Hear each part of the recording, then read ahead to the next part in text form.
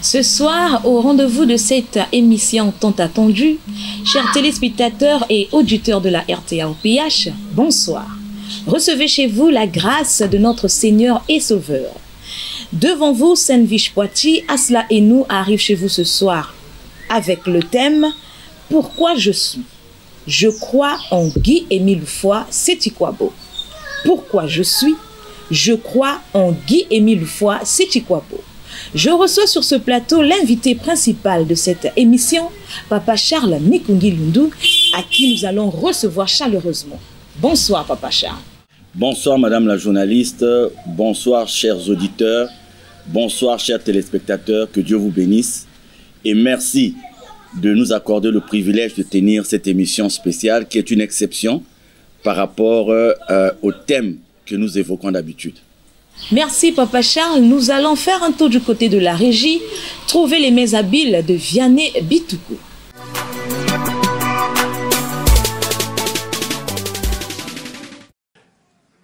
La Bible parle de l'Afrique. La Bible parle énormément de l'Afrique et je sais que cette déclaration ce matin va sembler assez étrange parce que souvent nous oublions que la Bible parle de l'Afrique. Donc toute l'Afrique presque se retrouvait à Couche, Mitzraïm ou Pouth. Et, à la surprise générale pour certains, c'était des pays noirs. À l'époque, c'était des pays noirs. Vous savez, souvent, quand on pense à l'Égypte, on ne pense pas à l'Égypte comme un pays noir, n'est-ce pas? Toutes les recherches historiques ont montré qu'à l'époque de Moïse, ont montré qu'à l'époque biblique, l'Afrique était un pays noir. Et d'ailleurs, il suffit de regarder les hiéroglyphes.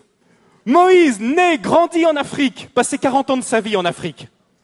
À l'époque de Moïse et au temps biblique, l'Afrique, c'était pas du tout ça. D'abord, l'Égypte était la première puissance économique du monde. Est-ce que vous savez que pendant plus de 1000 ans, c'est l'Égypte qui a nourri tout le bassin méditerranéen par son blé? Nos enfants, nous leur montrons un Christ blanc, nous leur montrons des anges blancs. Et quand nous parlons de Dieu, nous pensons même déjà, nous l'avons déjà coloré en blanc. Frères et sœurs, notre religion n'aura aucun sens si nous nous mettons à imaginer notre religion à travers la religion des autres. Dieu ne nous a pas été prêté par les Blancs, puisque Dieu est le Dieu des Noirs. Nous ne pouvons pas prétendre suivre une religion que nous avons reçue de ceux qui nous ont évangélisés. D'ailleurs, ceux qui nous ont évangélisés, ils ont commencé par nous tuer lorsque nous n'acceptions pas leur religion. Mais la question est, quelle est la couleur de Jésus? Quelle est la couleur de Dieu lui-même? Le plus grand et plus célèbre, plus fameux Africain que je connaisse, c'est Moïse, né en Égypte. Il est né en Égypte. C'est un Africain, Moïse. Un Africain noir. Lisez le Cantique des Cantiques. Je suis noir et je suis belle. Alléluia. L'Afrique est le berceau de l'humanité, n'est-ce pas? Et si le berceau de l'humanité est en Afrique, ça signifie que Dieu a créé Adam et Ève en Afrique.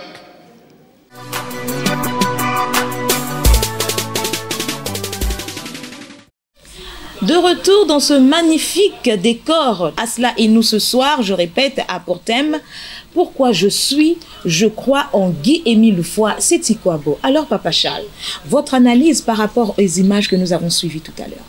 Très heureux de commencer cette émission avec ces témoignages des grands hommes, des hommes qui ont la parole de Dieu, des hommes qui ont le service de Dieu, des hommes qui portent la vocation.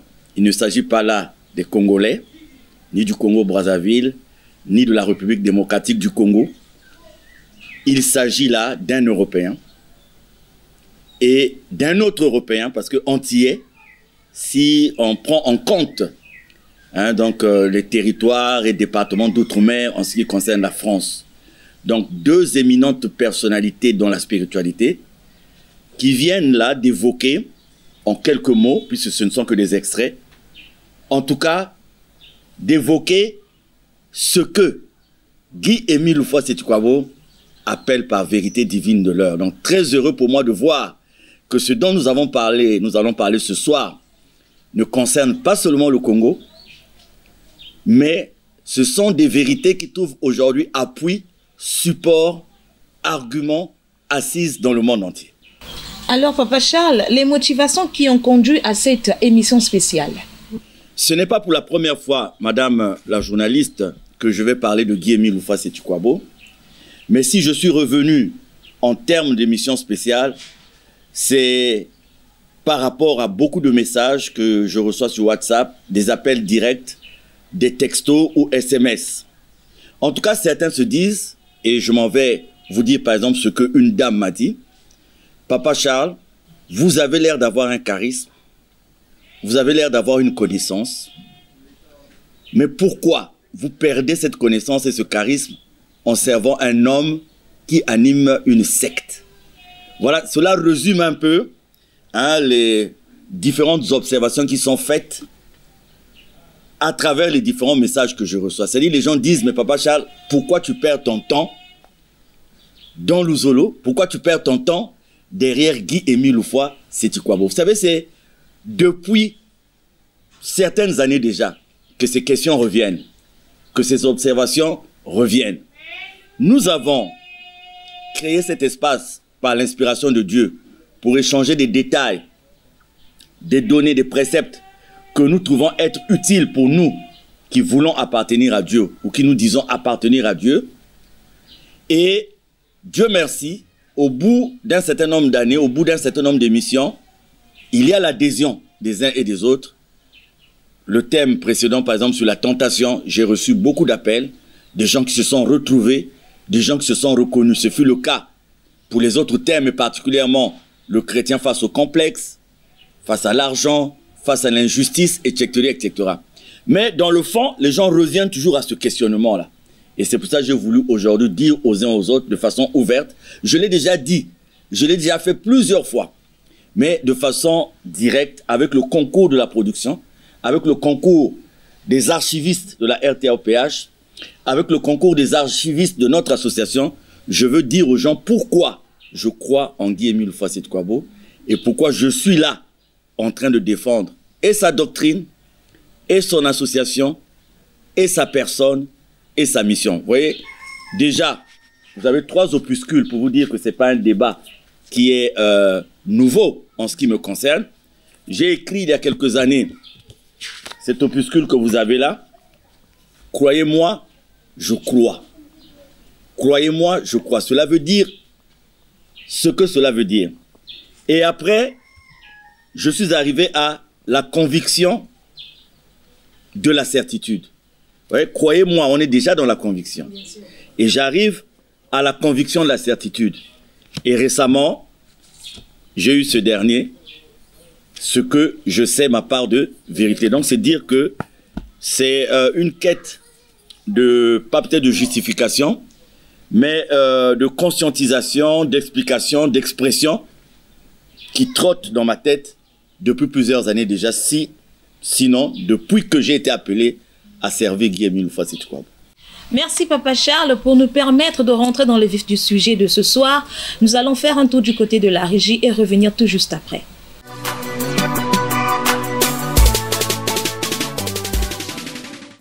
Papa Guy-Émile Houphouët-Sétiquabo, mais pourtant la maison de Samba, tu es revenu à la terre de la création. Je ne savais pas, je ne savais pas ce que ça voulait dire. Tu oui, mais tu es revenu à la terre de la création. Ceux qui sont venus nous évangéliser, va tromper que Béto, va tromper que Béno. Moi j'ai la vraie Bible. Il n'y a pas de Bible. Aussitôt, oui, Et puis tu es toujours triste. Et c'est à cause de céphalée. Je me suis dit, oui papa. Je me suis dit, oh. Mais il y a de la bonne quelque part. Moi, vous savez que je me céphalée. Oui, tu as des céphalées chroniques. C'est depuis l'âge de 9 ans qu'il y a quelqu'un qui va céphaler. Mais comme tu es revenu à la terre de la création, c'est fait. Mais pas moi. Oui, tu reviens du Brésil. Ah, tu avais laissé une grande famille là-bas, 2 femmes et beaucoup d'enfants. Et avec une grande famille et beaucoup d'argent que tu as laissé au Brésil. Quand on pense à toi, il y a bien une chose qui va pas de kuna. Na mbongi ni ngambi kana ba bani ngambi kuna. Ni la que sera que si va penser que kuna, nge va se faire me kwa misangi. Elle me bat à bière, elle me dit à mon pas samba, tu es rapide, je dis oui papa, je suis rapide. Que lancer que bouteille que c'est bien, elle va dire bon d'accord papa, elle me bat à bouteille, elle me fait la libation. Elle me fait la libation, la tête, elle me fait ce que la tête avec son milliard. Du fond de mon cœur, je me disais, mais merde, mais ça c'est des existants que je suis en train de prendre. Na Cuba, quand tu me vas à bien, tu me mandates. Il y a un fait la moule, il y a un bière, ah, me faire mon mamie. Papa, mais c'est quand je dis non, c'est pas la bière que tu refuses à Cuba, mais ça c'est la bière à Messie, le Kounoya. Parce que j'ai qu'un Kounoa, mais mes frères et sœurs, mes coulades, c'est un sommet cotonneux, un sommet cotonneux. Pour nous, pas nous doit arriver. À côté de la présidente, il y a quelques places pour ça. Le vrai Pongi, papa qui vient à Mukumba, ou Talamoun, c'est papa facile. Un mois, je suis resté avec papa, c'est pas un jour. Papa, tant que je monté dans mon Mouloukuna, papa m'a demandé mon samba, tu m'as découvert aujourd'hui. Bon, Nangi Moukenani, Metala Mazulu, mes fixés par maison de papa. Tu es le Dieu incarné sur terre, papa. Papa, mille maisons dans mon chut. Mambo n'a besoin de dire que n'a pas pente. Que tant que n'a que vous avez été divine de l'heure, qu'on a quelque chose de témoignage. Na mongo kari la montagne de kari, vous voyez de l'examen. La maison n'a mon que, mambo à la fin du temps, que nous t'avons kuna. Alors, il y a une rivière là-bas, c'est une rivière bénie, c'est le jardin d'Éden sur le Kuna. Cette rivière-là avait pris sa source dans la montagne Kuna. Ceux qui sont venus évangéliser, me répètent encore, nous ont menti. Mazaïna, côté Vandi Adana est venu Kuna. C'est-à-dire que Van étant toujours ici à Kibossi, mais je circuler le monde entier pour sensibiliser les membres Minke Kuna. Je suis toujours ici à Kibossi. Avant de quelque chose, comme mes coups froids, monsieur la Fossé, mais qui paye n'avait. Je sais que tu seras membre confirmé. Mais, membre, il y a beaucoup d'absents, dès que vous avez un petit témoin. Côté pas que zone, membre, il y a peu près 1000 imbi, de voir un tranquille, que c'est capable. Il y aura un temps où je vais disparaître. Maintenant, vous vous tout cas, vous êtes déjà dans la magie, nous connaissons que l'outil, na Mongo à Kari, nous connaissons que l'outil. Au moment où je te parle, là où était né Jésus, l'étoile que suivaient les rois mages, qui n'a pu se déplacer. Et qui n'a pu Malebe. L'étoile viendra se placer là-bas au mont Kari. On était dans Ituangue, je n'ai qu'à tout garder. Papa, quelque chose que voilà, il y a des Kouelaka, mais Jésus aussi Kouelaka, non? Jésus aussi Kouelaka, Jésus aussi Boutaka. Jésus avait 2 femmes. La sœur, il y a Lazare. Et c'est Lazare va dire Boutaka. Il Marie de Magdala, mon toit Boutaka, papa, il y a 4 enfants de Jésus, monsieur le papa. Jésus Boutaka, oui. Jésus Boutaka, il y a. Mes papas, ils avaient ça, mon papa, Jésus. Tu vois, il y a maison à mon. Il y avait Sarah, Ruth, Éléazar et Sangral.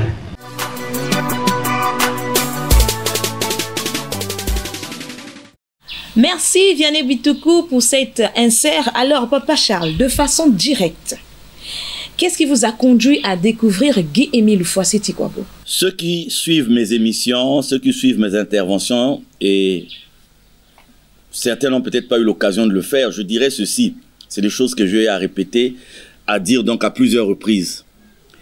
En ce qui concerne Guy-Émile Oufouassi-Tikwabo, je suis parti d'abord du fait que ma famille, dès 1984, avait adhéré à l'association Nzolo Amo OPH.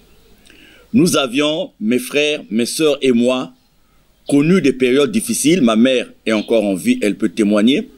Notre aînée, ma grande sœur, elle est encore en vie, elle peut témoigner. J'ai 2 cadets qui sont en France, qui peuvent témoigner, ils sont vivants. Nous avons connu une enfance difficile, rythmée par un climat terrible, et il ne se passait pas une semaine sans que nous allions chez un guérisseur, sans que nous allions chez un féticheur. Nous avons vu des choses incroyables en termes d'apparition, en termes de ce qu'on appelait à l'époque de diable, entre guillemets. Nous ne vivions que de cauchemars, c'est-à-dire que aller dormir, regagner la chambre était pour nous un exercice difficile parce que nous savions qu'allait commencer un certain nombre de manifestations, un certain nombre de choses. Et ma grande sœur, qui est tombée malade, a été donc conduite au niveau de beaucoup de personnes dans la République, dans la région du Poul à l'époque, les Plateaux, la Lekoumou. Ma mère, mon père sont allés avec ma grande sœur à gauche et à droite jusqu'à ce qu'ils ont rencontré des frères qui les ont sensibilisés. C'est comme ça qu'on appelle cette méthode d'approche et de conscientisation quand on veut parler de l'association de Zolo-Amour OPH de Guy Émile à d'autres personnes. Et voilà comment ma famille va intégrer l'association de Zolo-Amour OPH en 1984, l'année pendant laquelle je rejoins moi la France pour mes études. Et donc, c'était le début d'une guerre entre ma famille et moi, parce que je n'admettais pas qu'elle soit dans cette association. Moi, j'étais au catéchisme, j'étais enfant de cœur, et j'ai quitté l'église catholique très jeune à cause d'un incident, et après j'ai vadrouillé, s'il faut le dire comme ça. Je suis allé à gauche et à droite, et très jeune, nous étions en quête de certaines connaissances, de certaines vérités. Cela nous a conduit donc très jeune à aller par-ci par-là. Donc je ne concevais pas le fait que mes parents, au lieu d'aller à l'église catholique, s'ils voulaient bien de Dieu, ou à l'église protestante, ou à l'armée du salut, aient choisi ce que je considérais à l'époque comme une secte. Donc cette guerre a duré pendant 4 ans. Je me souviens que j'ai même dit à ma mère que si elle n'abandonnait pas cette voie, je ne lui adresserai plus la parole. Et c'est ce que j'ai fait, parce que pendant près d'1 an, je n'ai pas adressé la parole à ma mère. Et quand je trouvais que ma famille s'accrochait de plus belle à cette voie de l'association de Zolo-Amour OPH, je me suis donc même à utiliser mes connaissances pour les contrer. C'est-à-dire, je me suis dit, je vais voir de quelle énergie il s'agit, de quel pouvoir, de quelle force, de quelle puissance, pour essayer de contraindre donc ma famille à abandonner cette voie. Je vous dis, madame la journaliste, à l'époque, j'avais une vie très sale. J'étais bourré d'argent parce que j'avais beaucoup d'activités. Avant la dévaluation, je peux vous dire que quand j'avais 500 000 francs CFA, je me considérais être fauché. Donc c'est autant vous dire. Mais avec cet argent, je n'avais ni l'idée d'acheter une parcelle de terrain, aucune idée de faire quelque chose de constructif. Quand je sortais de l'hôpital, mon obsession avec un groupe d'amis, c'était les restaurants. Et cela se poursuivait jusqu'à tard dans la nuit, dans les mini-hôtels, dans les hôtels, dans les boîtes de nuit. Il m'arrivait de prendre un taxi, de le prendre à 7 heures et de le garder jusqu'au lendemain matin. Tellement que je les payais bien. Vous voyez, les taxis, les chauffeurs de taxi, quand je sortais de mon lieu de travail, se bousculaient parce qu'ils savaient que celui qui tombait sur moi ce jour-là, eh bien, pourtant, l'argent que je dépensais, je pouvais m'acheter une voiture. Je n'avais pas ces idées. Donc, et mes séjours en France et mes séjours à l'étranger. Et donc, quand je reviens toujours dans cette guerre contre l'association, mes parents sont venus à plusieurs reprises vers moi, ma mère particulièrement, mes sœurs, pour dire, intègre l'association parce que tu as une vie débridée, tu as la possibilité d'avoir des moyens, tu as la possibilité d'avoir des revenus, mais ta vie est mal organisée et tout. Et voilà qu'en 88, je tombe malade, successivement malade. C'est l'époque où on commence à parler du sida et tout le monde se dit, faut aller le faire dépister parce que c'est sûr avec la vie qu'il mène. Et donc je suis passé par tout ça. C'était ni le sida ni autre chose, mais j'avais comme ça des maladies qui apparaissaient et qui me terrassaient, qui me mettaient dans une condition difficile. Et voilà que, bon, là, je résume, hein, parce que le but aujourd'hui, ce n'est pas de parler de moi, mais de parler de Guy Émile Houphouët-Sétikwabo. Et donc, voilà comment, ayant tenté tout ce que j'avais à l'époque, tout ce que je connaissais à l'époque, eh bien, n'ayant pas pu, c'est en désespoir de cause que je vais être conduit donc à Luzolo. Et le premier jour où je me rends à Kibossi, j'ai tout de suite su qui était Guy Émile Houphouët-Sétikwabo. Madame la journaliste, à l'époque, que je vous connaisse ou que je ne vous connaisse pas, aujourd'hui on parle des mesures barrières, mais moi je me promenais toujours avec une bouteille d'alcool. Quand je vous serrais la main, il fallait que je me lave mes mains avec l'alcool. J'étais très bizarre. Manger et tout ça, j'étais très bizarre. Mais voilà que quand je découvre en novembre 1988 qui est Guy Émile Houphouët-Sétikwabo, quand je reviens, je décide donc de tout abandonner. Certains de mes amis ont même dit que je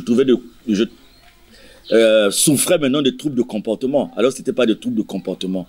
J'avais vu la nullité de la vie sans Dieu.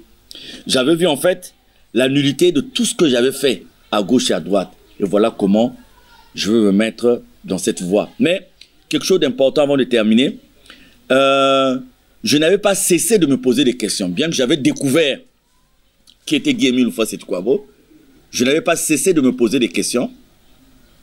Et il a fallu en 1993, quand je suis allé aux États-Unis, j'ai passé un séjour de près d'1 an. Dans ma prière, j'avais dit, si vraiment ce que j'ai vu est vrai de Guy Émile Houphouët-Sétikwabo, que les États-Unis, qui sont quand même l'un des pays les plus puissants au monde et qui regorge de beaucoup de diversité sur le plan des religions, vous avez par exemple dans le courant le protestantisme, vous allez voir aux États-Unis que vous avez les méthodistes, que vous avez les luthériens, que vous avez les baptistes, que vous avez les presbytériens. Vous allez avoir les mormons, hein, l'église des saints des derniers jours. Donc, il y a tellement de congrégations.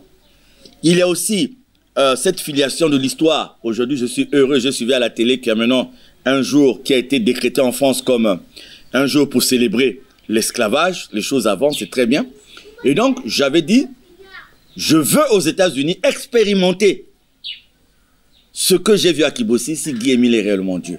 Et c'est pendant ce séjour, disons que ce séjour des États-Unis avait fini par me convaincre, avait fini par me donner les éléments qui me permettent aujourd'hui de soutenir ma foi, de défendre ma conviction et d'aligner ma certitude en Guy Émile Houphouët-Sétikwabo. Alors, Papa Charles, il y a une question qui essaie un peu de déranger le commun des mortels. Pourquoi il est dit, bien que homme de la terre, Guy Émile Houphouët-Sétikwabo n'est pas un homme de la terre? Aujourd'hui, dans la vie actuelle, dans le monde actuel, vous allez trouver des hommes, des femmes qui ont un moins ou un plus par rapport à d'autres. Vous allez retrouver aussi des hommes et des femmes qui font des choses que les autres ne peuvent pas faire. Mais avec des recoupements, avec des analyses, vous allez vous rendre compte que ce que tel homme peut faire, tel autre homme l'a déjà fait aussi. Tel homme est allé sur la planète Mars, ben il y a d'autres aussi qui étaient avec lui. Tel homme a été à l'origine de telle invention, telle autre personne aussi a été à l'origine de la même invention. Tel homme a fait ceci d'extraordinaire, mais on apprend qu'en Asie, telle autre personne avait fait cela ou ceci d'extraordinaire. Donc il y a des choses que les gens font qui, à un moment donné, le remettent toujours à leur niveau de la créature. C'est-à-dire qu'il y a le créateur Dieu et il y a la créature. On se dit, l'homme a fait ceci.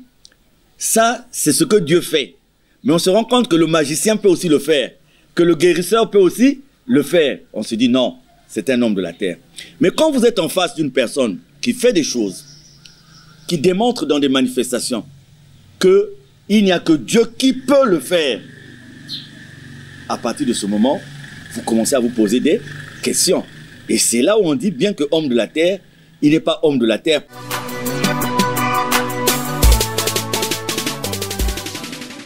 Qu'est-ce qui fera que le monde de Kouzaba dit, j'ai été envoyé?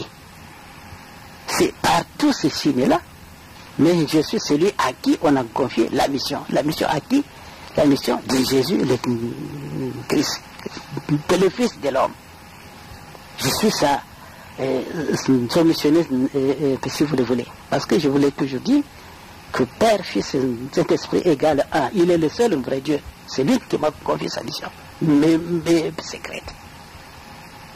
pour conduire le peuple de Dieu, la deuxième nation de l'Éternel. Bayina kina lozolo na bayina kina lozolo haya. Muke pesa beno badati nyoso ina muke na nazulu ina tout dernièrement j'étais là nyoso ina muke kupesa beno badati samu na beno kutoneka ya beno ku publier ya pour que le baban tout ça, puisque pour être un homme de Dieu il faut qu'il y ait des signes.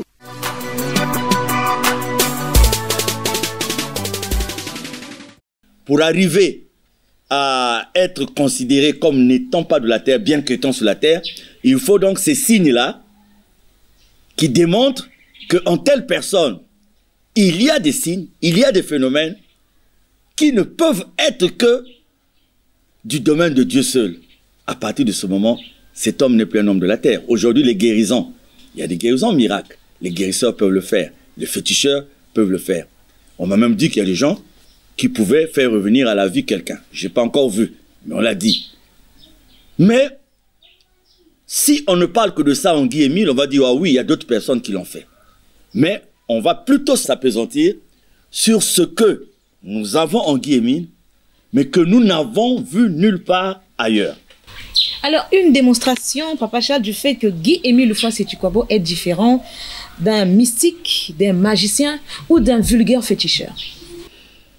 Madame la journaliste, vous allez d'abord l'entendre dans les témoignages, mais je dirais simplement ceci. Il y a un fait qui a attiré mon attention dès le départ, c'est le fait qu'il soit né sans placenta.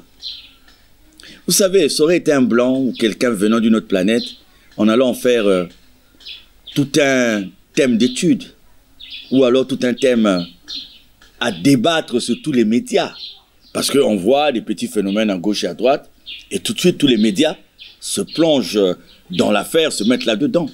Guy Émile est né sans placenta, il n'a pas de nombril. Ce qui veut dire que dans le sein de sa mère, il n'a eu aucun contact organique avec sa mère. Nous avons mis en exergue un gynécologue, obstétricien, le docteur Séraphin Palingoli, qui n'est pas un des moindres, mais qui est quand même connu, qui a étudié à l'étranger, en France et tout. Et nous avons demandé l'avis de ce gynécologue qui nous a dit il y a ce qu'on appelle des phénomènes comme ça, mais le fœtus cesse de vivre dès qu'il sort du sein de sa mère. Et donc voilà, ça déjà, c'est un phénomène qui attire mon attention. Je pourrais parler des guérisons, je pourrais parler de ce corps qui est mis dans un casier dans la morgue, qu'on ressort, cerveau hors de la tête, et de cette personne à qui on redonne le souffle de la vie par Guy Émile Houphouët-Sétukwabo. Je pourrais prendre cet exemple, puisqu'il l'a fait 2 ou 3 fois. Je peux prendre de nombreux exemples que le docteur Pakati Sambou consigne dans son livre, Guy Émile Houphouët-Sétukwabo, Melchisédek, Moïse ou Jésus. Il y a un certain nombre de témoignages, ici des grands témoignages, je peux prendre ces témoignages. Mais je veux m'arrêter quand même à un fait. C'est lequel? C'est que vous voyez là, le soleil commence à apparaître, madame la journaliste. Et nous sentons déjà, comme cette émission est réalisée dans les conditions que vous connaissez, nous sentons déjà la chaleur de par les rayons de soleil. Bien sûr. Donc, il est impossible à un homme de la terre de se positionner dans le soleil et d'être vu. De se positionner dans la lune et d'être vu. Mais lui, il a été vu à plusieurs reprises. Nous avons les images. Et pas seulement par le peuple de Luzolo, mais par le monde entier. Récemment, c'était même ici à Ngoyo. Et les images ont été prises non pas par des frères et des sœurs de Luzolo, mais par des gens qui ne sont pas de Luzolo. Et vous avez cette question de l'omniprésence. Vous allez voir à travers les témoignages que Guy Émile, au même moment, peut être vu en Europe, aux Amériques, ainsi de suite. Mais je vous prends seulement le cas de l'apparition dans la lune et dans le soleil, et je vous prends seulement le cas d'être né sans nombril, et je vous prends aussi un fait important pour moi, c'est le fait d'avoir rassemblé dans l'association des gens de diverses origines. Aujourd'hui, nous avons eu des gens qui avaient signé des pactes et qui étaient à 3 jours de la mort, dans des maisons mystiques reconnues. Guy Émile les a sauvés. Nous avons des gens qui étaient prisonniers dans, chez des féticheurs, chez des guérisseurs, dans ce qu'on appelle couramment les bizingas et tout ça là. Nous avons des gens qui sont venus de confessions religieuses différentes, catholiques, protestants, etc., etc.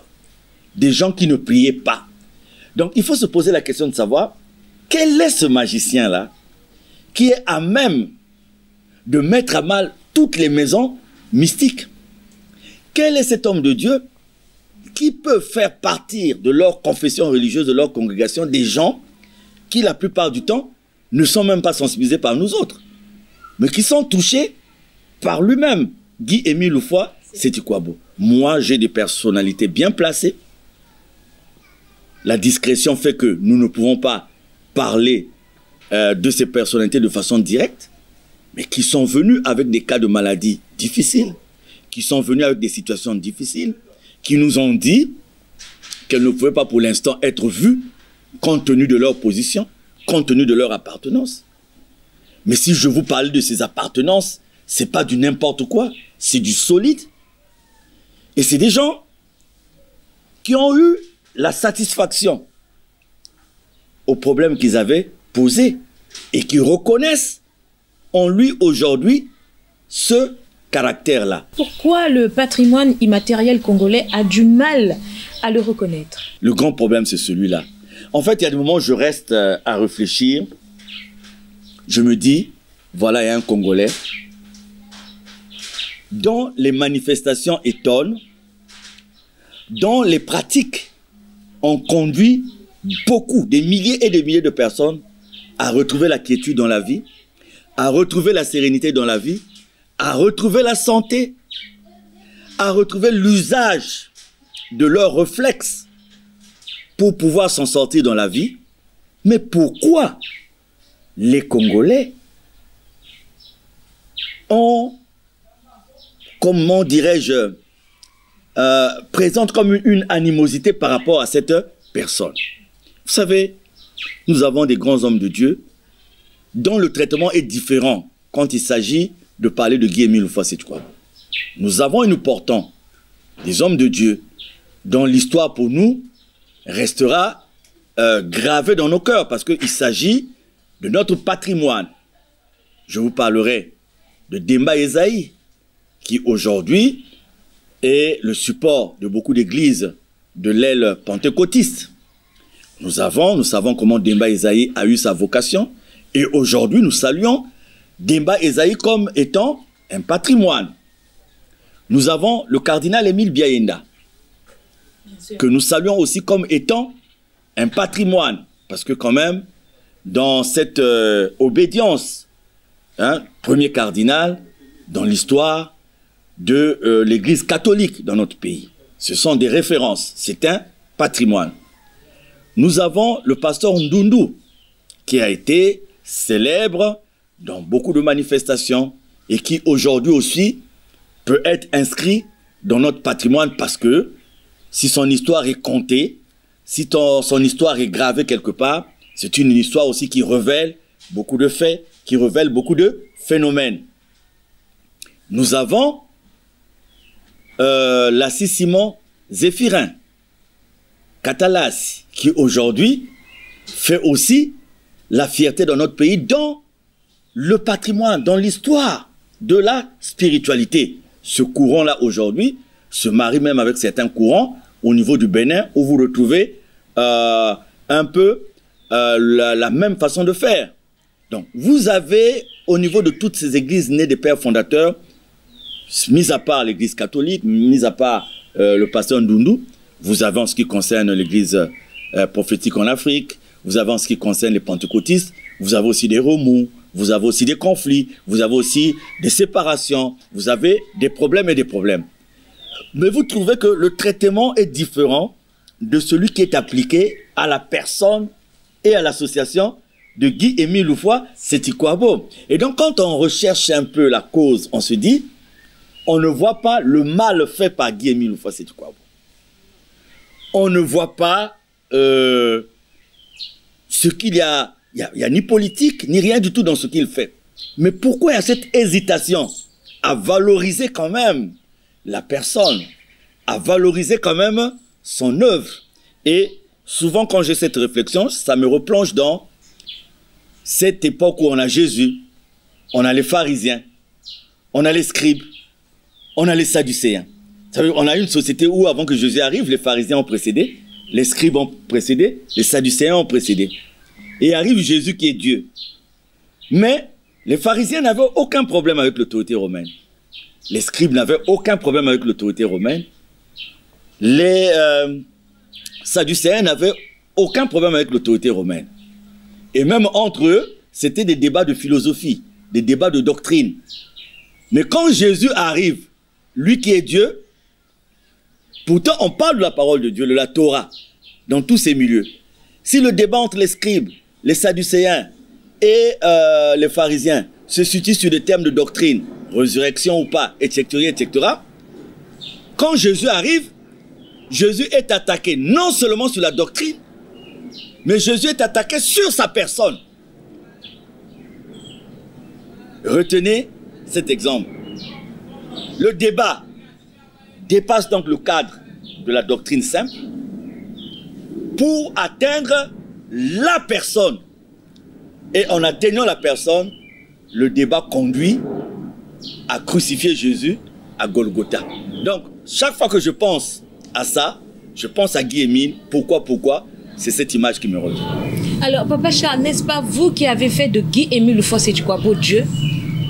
Ah, c'est cette question qui m'est posée aussi, mais je pense que nous allons profiter de la régie pour entendre sa propre voix. Le débat aujourd'hui, c'est que les gens disent, vous avez fait de lui Dieu, vous faites de lui Dieu, vous le maintenez dans une position qui n'est pas la sienne, mais notre adhésion tient dans notre association de ce qu'on appelle le texte d'engagement. C'est-à-dire que quand nous sommes membres de l'OPH, nous signons ce qu'on appelle le texte d'engagement. Dans ce texte d'engagement, la signature est libre. C'est-à-dire que c'est de sa propre volonté que chacun de nous est appelé à signer le texte d'engagement. Donc vous n'êtes pas obligé. Et donc quand vous signez ce texte d'engagement, vous êtes tenu de vous conformer à ce qui y est dit. Et donc, nous suivons Guy-Émile par rapport à l'acceptation de sa doctrine. Et vous allez entendre de sa propre bouche ce qu'il dit quand il parle. Si vous voulez connaître qui je suis, lisez dans Jean 16, de 10 à 15. Je suis établi pour vivre d'éternité en éternité. C'est pas nous. C'est pas dit de nous, madame la journaliste. Et vous avez tous les témoignages qui viennent à gauche et à droite, qui viennent confirmer ce qui est dit de sa propre bouche. Donc, aujourd'hui, un frère, une sœur de Luzolo, qui dit le contraire de ce que le maître dit, il a intérêt à reviser son appartenance à l'association parce que, et à partir du texte d'engagement, et à partir du maître lui-même, il s'inscrit en faux. Voilà. Nous allons suivre cet élément que nous propose Vianney Bitoukou et on reviendra tout juste après.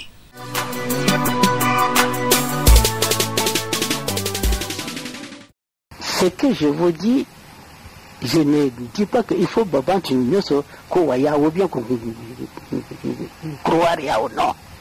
Je ne dis pas ça pour que je sois vu ou bien pour que je sois honoré. Non, je n'ai pas besoin d'être honoré. Mais je dis ça pour que babantu kuzaba, ce que je suis.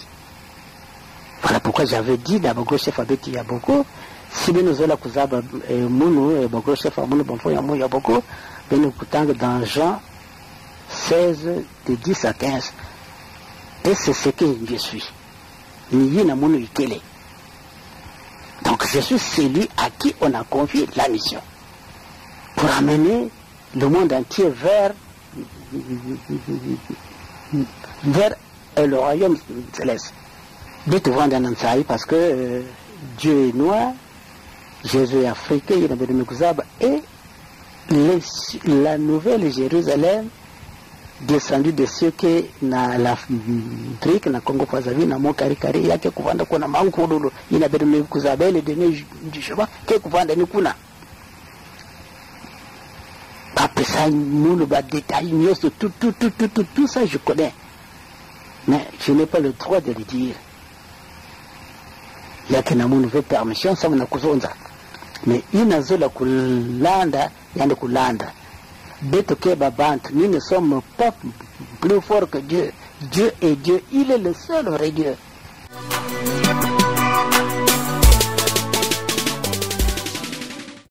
De retour dans ce beau décor, Asla et nous arrivent chez vous ce soir. Nous allons rappeler avec le thème « Pourquoi je suis, je crois en Guy-Émile Foy Sétikwabo ».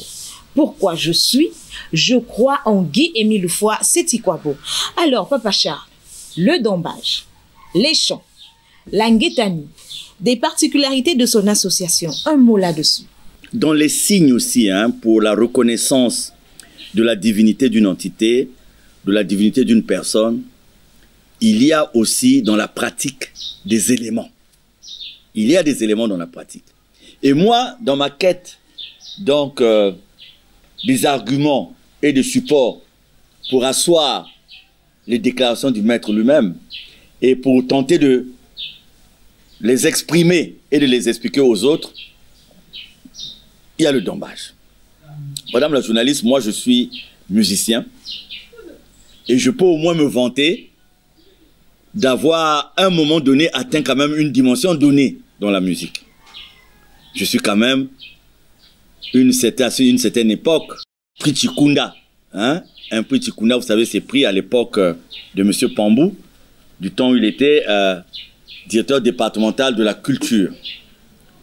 Donc, le dombage. Vous savez, rien que le dombage est un témoignage. Vous savez, c'est une musique qui vous prend, qui n'a pas de péremption. Vous ne vous fatiguez pas aussi. Et c'est une musique particulière, où vous avez quelqu'un aujourd'hui qui intègre l'association, et tout de suite il dombe. Et dans le dombage, moi je vois des hommes de Dieu, des pasteurs, des grands pasteurs, des dirigeants d'église. Aujourd'hui, à ma connaissance, les cantiques que nous avons d'intensité mondiale, des cantiques que nous avons avec un fond d'enseignement, les chants que nous avons par-ci par-là, dans le cadre de la louange et de la glorification, à ma connaissance, la plupart sont destinés à Jésus. Nous chantons pour Dieu, nous chantons pour Jésus. Je n'ai pas un répertoire riche, varié, consistant sur un pasteur, sur un homme de Dieu, que le répertoire que nous avons sur Guy-Émile Foy Sétikwabo. Ça, pour moi, c'est un témoignage parce que la profondeur des thèmes évoqués dans les chants, la qualité de l'inspiration reçue des gens dans toutes les langues. Aujourd'hui, Guy-Émile est chanté dans toutes les langues. Et ce ne sont pas des chansons à la sauvette. Moi, je me suis exprimé dans un milieu qui n'est pas dans le solo, dans le cadre de la musique, et je disais toujours à Dieu, mais Seigneur, mais pourquoi tu ne m'inspires pas pour chanter, pour te louer, pour te glorifier? Et quand je dirige en 2009 à Kibossi, nous sommes devant Yolande Sangamani, et comme ça, j'ai une inspiration qui m'arrive, parce que je vois que dans les mains des uns et des autres, il y en a qui avaient des paniers, il y en a qui avaient des sacs. Et c'est cette vision que j'ai eue, madame la journaliste. Ce n'est pas un rêve. Ce n'est pas un rêve, c'est cette vision que j'ai eue, qu'il y avait comme des anges qui mettaient dans chaque sac, dans chaque panier, des victuailles, des cadeaux. Et c'est là où, je crois que c'est la seule chanson que j'ai composée dans le Zolo, et qui a été agrémentée par le frère Congo Ken, c'est Fouloussa. Donc, le dombage, c'est exceptionnel. Il m'est arrivé un jour de partir de la maison avec une forte fièvre, avec des maux de tête. Je suis arrivé au lieu de dombage. Dès les premiers chants, je me suis concentré, j'ai transpiré, et tout de suite, la maladie était partie. Donc la particularité du dombage, qui est une musique exceptionnelle, une musique rare. Vous voyez ce qu'on appelle chez nous les bietteurs, c'est-à-dire que ceux qui jouent à l'orgue. Voyez comment ils innovent. Mais en innovant, ils restent dans le même socle, ils restent dans le même support. L'Anguétanie, c'est un cours d'eau. Mais vous avez dans ma maison, vous avez l'eau de l'Anguétanie. C'est une eau que vous pouvez conserver des années et des années et qui gardera toujours sa qualité. Vous vous rendez compte? Nous sommes des milliers et des milliers de gens à nous rendre à Kibossi, surtout quand il y avait des descentes, des grandes descentes. 40 000, 50 000 personnes. Et tous, nous nous lavons dans la même piscine. et les malades, et les blessés. Mais nous buvons la même eau.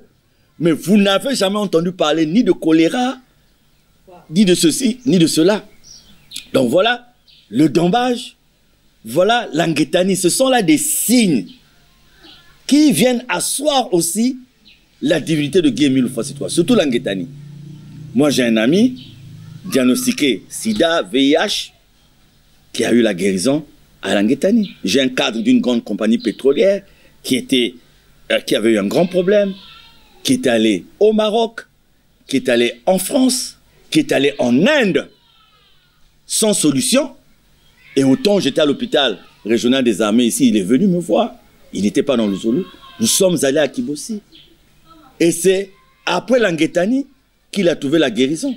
Je peux vous citer des cas parce qu'on va dire, bon, l'anguétanie, c'est une publicité de gens de l'Uzolo. Mais il y a beaucoup de gens qui ne sont pas dans l'Uzolo, qui ont expérimenté le pouvoir de l'anguétanie. Donc voilà des inspirations fortes qui ne peuvent être adressées qu'à Dieu. Parce que quand vous entendez certaines chansons, et lui-même, parce qu'aujourd'hui, vous voyez, l'intérêt d'un homme de Dieu, c'est quoi? Pour la plupart, c'est de gagner de l'argent. Les gens parlent, prennent des petits thèmes, la précarité, voilà, patati patata. Mais vous avez, moi, par exemple, en ce qui me concerne, une chose qui avait eu à me surprendre, c'est que quand Guy-Émile m'envoie des cassettes, une cassette à l'époque, maintenant aujourd'hui nous sommes dans les dictaphones, une cassette à l'époque, vous aviez soit des cassettes de 30 minutes par face A, face B, soit de 45 minutes. Mais il avait l'habitude, lui, d'utiliser les cassettes de 30 minutes souvent. 30 minutes. Donc il vous envoie 2 cassettes 2 heures, où il vous parle à vous. Donc quand vous avez fini de l'écouter, vous vous dites non. Mais quelle est cette personne qui veut de mon bien? C'est-à-dire, il prend 2 heures du temps pour vous conduire à comprendre quelles sont vos faiblesses, à comprendre ce que vous êtes et à vous amender. À un moment donné, je me suis dit, non, quelle est cette personne? Et vous avez dans ces chants, quand vous avez les chants du président fondateur, vous avez les chants qu'il a composés lui-même. Vous comprenez la solennité des messages qui sont à l'intérieur. Vous vous dites, non, bien que homme de la terre, il n'est pas homme de la terre. On parle aussi, Papa Charles, de l'étoile de David qui serait revenu à sa demeure au mont Karikari. Chimère ou réalité? Sur cette affaire du mont Karikari, il n'y a plus de débat. Parce que Dieu s'est arrangé à ce que ce jour-là, d'abord il y a eu l'annonce. Vous savez, aujourd'hui, il faut être fort. Vous annoncez quelque chose et la chose se réalise. Et vous ne l'annoncez pas une semaine avant, pas 2 semaines avant, mais vous l'annoncez des années avant, qu'il arrivera tel événement. Et l'événement arrive au moment où il y a des grands témoins, et l'événement arrive au moment où Dieu met aussi la contrée dans les prédispositions de voir ce qui se passe. Ici, vous avez, c'est vrai, il est de l'association de Zolo Amour, un cadre que je respecte beaucoup, Bernard Pakati Sambou. Ici, on dit, est né le 4 mai 1949 à Madingokai, au Congo-Brazzaville. Il est docteur 3e cycle de toxicologie et chimie de l'environnement, docteur d'État en physiologie animale, maître de conférence à l'université Marion Ngouabi de Brazzaville. Sa rencontre physique et spirituelle avec Guy-Émile Houphouët-Boigny, grand maître de l'Organisation pour l'Humanité OPH et de l'association Zolo Amour, date de 1982. Elle a changé sa vie, comme en témoigne cet ouvrage de réflexion et de foi. Donc, lui, il a fait partie, Bernard Pakati Sambou, des gens qui croyaient que par hasard, ils s'étaient rendus à Kibossi. Ils n'étaient pas allés à Kibossi pour la lumière. Ils avaient même oublié cette date-là. Mais ils arrivent à Kibossi pour autre chose. Et voilà qu'ils ont été les témoins vivants de cet événement. Et c'est mentionné dans ce livre, j'ai vu l'étoile de David et la Nouvelle Jérusalem. Ce n'est pas écrit par quelqu'un qui n'avait rien à faire. Hein? Ça, c'est important, Madame la journaliste. Moi, je reviens sur le fait que nous autres, nous n'avions, c'est pas pour dire que nous n'avions rien d'autre à faire. La preuve, aujourd'hui, nous avons un métier, nous avons un salaire quelque part, nous avons une occupation. Donc, nous ne pouvons pas dire, bon, on va s'accrocher à l'association pour qu'en cas de, on risque de perdre. Non, non, non. Donc, Bernard Pakati Sambou fait partie de ceux-là. Et l'événement a été aussi scruté au niveau de la NASA. Voilà, nous avons là les différentes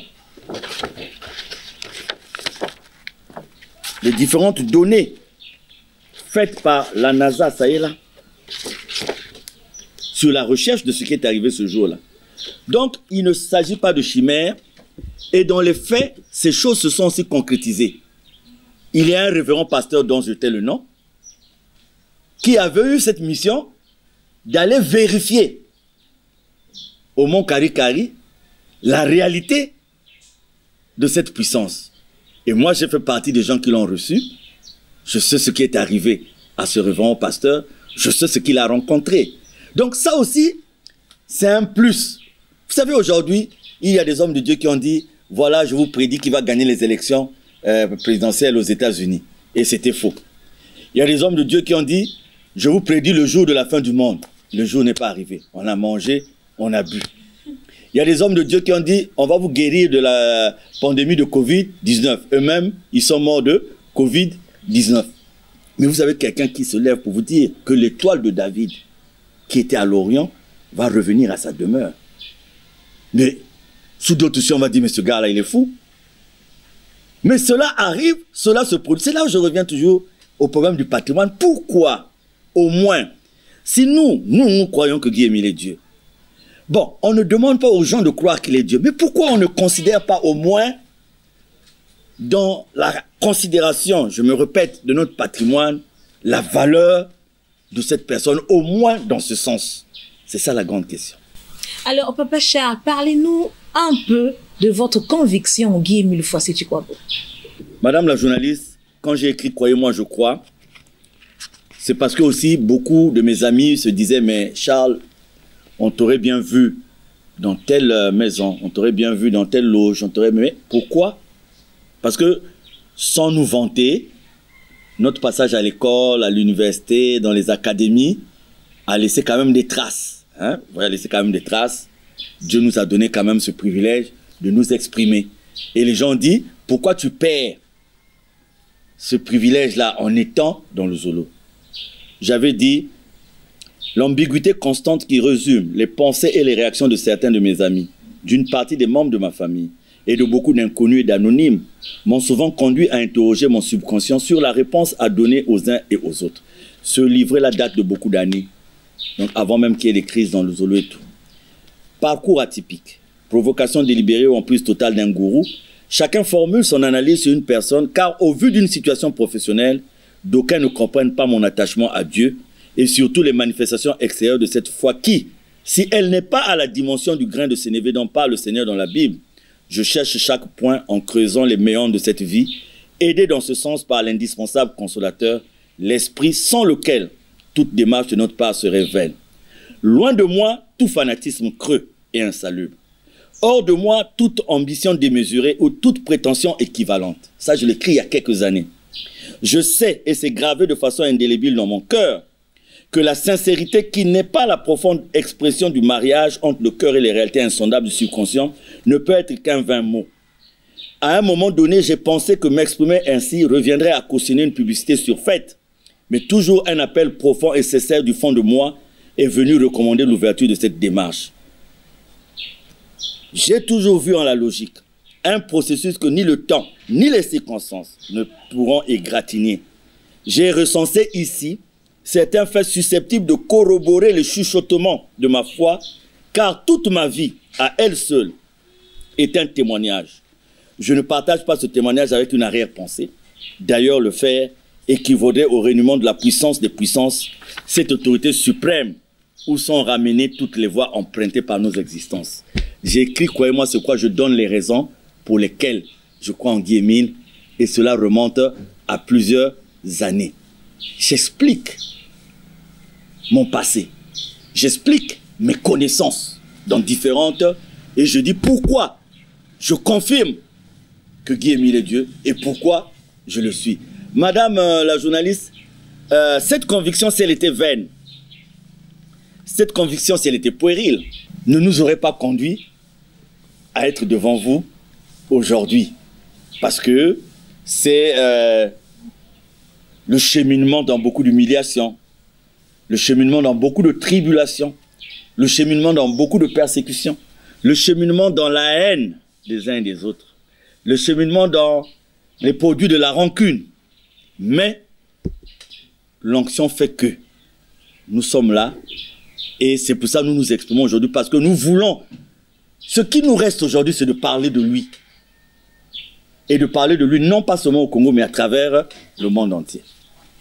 Merci Papa Charles, nous allons faire encore un tour du côté de la régie, trouver les mains habiles de Vianney Bituku, l'infatigable, et nous allons revenir tout juste après.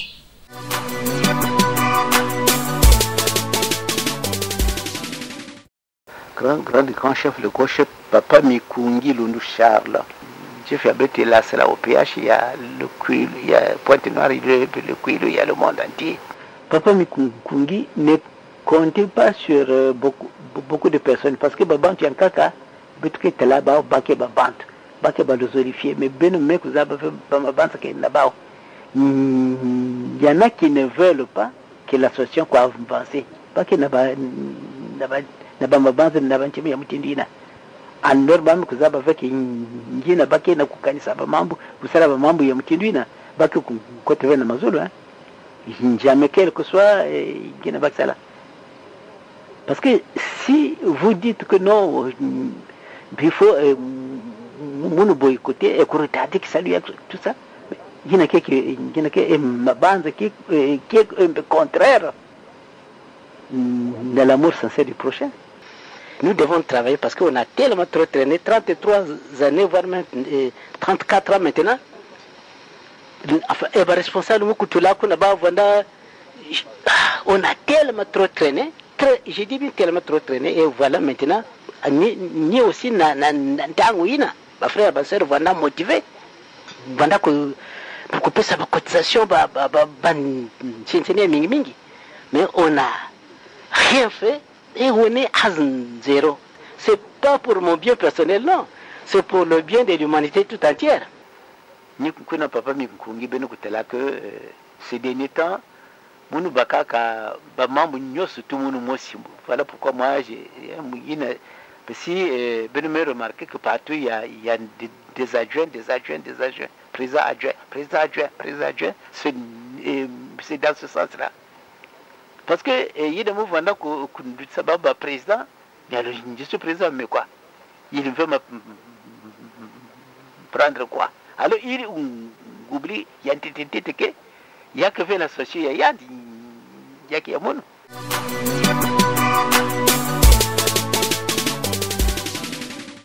Merci Vianney Bituku. Poursuivons notre thème de ce soir avec l'invité principal qui n'est autre que Papa Charles Mikungi Lundu. Alors Papa Charles, Guy-Émile Foissé Chikwabo, Dieu. Soit pourquoi tant de remous dans son association?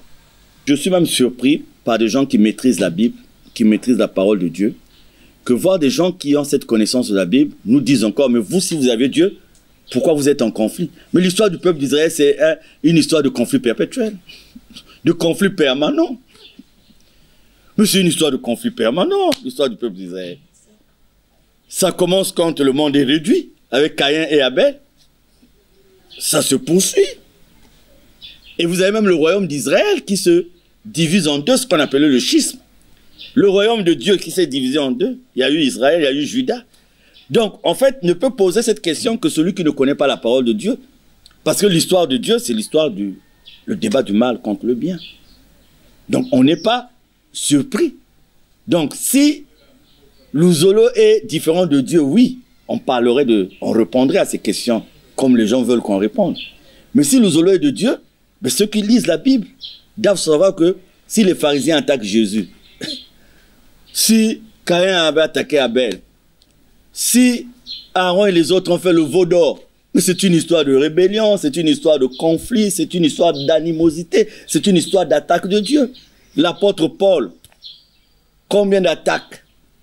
Les disciples démarrent les actes des apôtres avec les emprisonnements, avec tout ce qui s'ensuit. Mais c'est aussi une façon, moi, une des convictions aussi en Guy-Émile Foissé Chikwabo, c'est le fait qu'ils vivent ce que Jésus a vécu. Que Guy-Émile vive ce que Jésus a vécu. Parce que on voit beaucoup d'hommes de Dieu dans l'opulence et qui ne prêchent pas la souffrance. Ils ne prêchent pas la souffrance. La souffrance n'existe pas.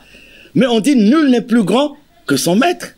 Et dans le livre de Romains, l'apôtre Paul parle des douleurs, de l'enfantement, des souffrances qui sont inhérentes à la vie de quelqu'un qui se consacre en Dieu, en Jésus. Et les souffrances, les humiliations, c'est aussi un thermomètre pour démontrer l'appartenance de la personne à Dieu. Et aujourd'hui, les hommes de Dieu, quelle vie on nous enseigne? C'est une vie où on ne doit pas souffrir. C'est une vie où on arrive en sandales, le lendemain on est en costume, cravate, on est en humeur, on est en jeep, pasteur a télé, pasteur a commis bien. Mais on ne parle pas de souffrance, la souffrance n'existe pas. Or, il faut être reconnu aussi comme suivant Jésus, vivant avec Jésus, en prenant part à ces souffrances. Il y a un pasteur qui m'a dit le temps de souffrance était fini parce que par la résurrection de Jésus. J'ai dit pour autant, est-ce que le péché est fini? Parce que Dieu dit, si on avait atteint la fin du péché par la résurrection de Jésus. Parce que vous voyez, beaucoup de gens prennent la Bible et l'interprétation de la Bible fait pitié. Madame la journaliste, je l'ai dit ici au cours d'une émission précédente que la même Bible là, c'est avec elle qu'on bénissait les esclaves qui partaient. La même Bible. Donc on peut la voir, la tenir la Bible et ne pas avoir l'interprétation de Dieu. D'autant plus que la Bible est une forêt vierge. Donc voyez-vous, dans cette quête de la spiritualité, il y a la souffrance qui est abandonnée par certains hommes de Dieu simplement parce qu'ils refusent d'adhérer au vrai Jésus. Ils refusent d'adhérer au vrai Dieu. C'est pour ça aujourd'hui, vous allez demander à un enfant, quel métier voudras-tu faire à l'avenir? Il va te dire ou douanier ou pasteur. Parce que sur YouTube et partout, il voit les pasteurs vivent dans l'abondance, vivent dans le luxe. Et est-ce que cela rejoint véritablement Jésus? Et si Jésus, on ne parlait pas de Jésus, mais parlons des actes des apôtres. Les actes des apôtres, c'est une histoire perpétuelle des apôtres contre la haine des gens. Et si vous voyez comment les apôtres sont morts,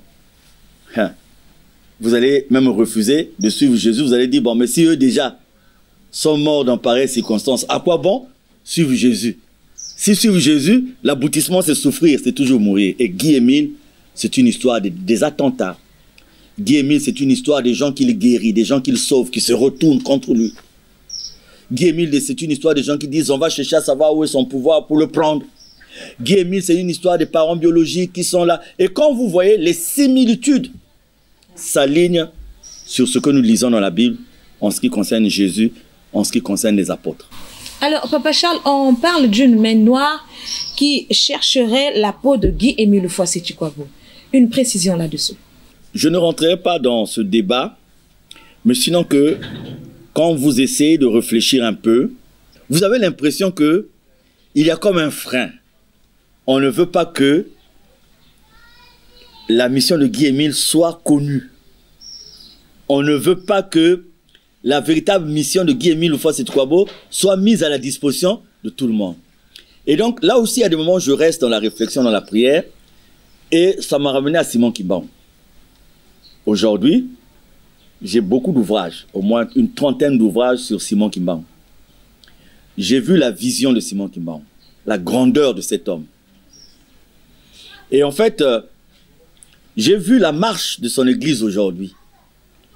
Et vous pouvez voir un décalage entre la pensée fondamentale du maître et la marche actuelle de l'église.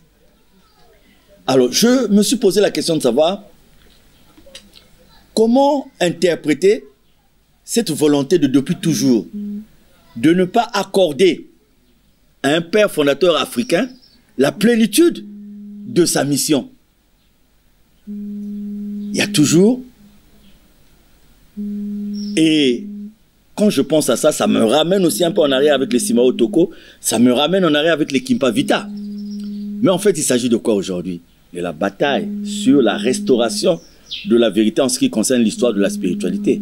Donc, une main noire, je préfère dire la main du diable. Parce qu'il n'y a que le diable qui ne peut pas aimer ce que Dieu est en train de faire.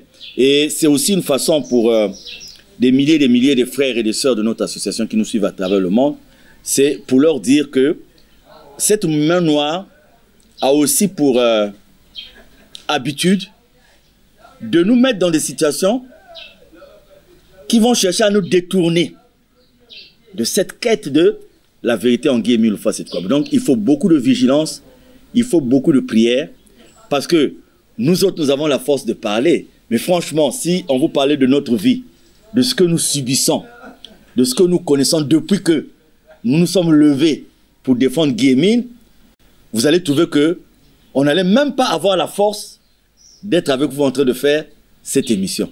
Mais si nous avons cette force, parce que nous sommes convaincus que c'est une force divine, c'est une force de Dieu, et donc, dans l'histoire, Dieu a toujours été vainqueur. C'est ça le malheur des hommes, de ne pas se rendre compte de l'histoire. Si les gens se rendaient tant soit peu compte de l'histoire, les gens allaient se dire que tout ce que les hommes ont fait auparavant contre Dieu n'a jamais abouti à quelque chose. Et c'est pareil pour Guy Émile une fois cette fois.